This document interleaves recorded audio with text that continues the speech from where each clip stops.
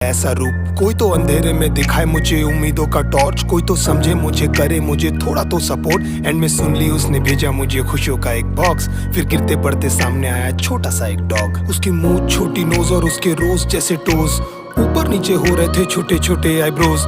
उड़ गए थे मेरे होश, साले को लिया था जब गोद, लैब्राडोर के रूप में घर आया था एक सबसे स्पेशल दोस्त। मेरी शक्ल से लगता था जैसे आया हूँ जंग से, बात भी नहीं करता था मैं किसी से ढंग से। फिर तुझे जरिया बना कर वो आए वन डे, मैं ढूंढ रहा था कंधे और मिले तेरे पंजे।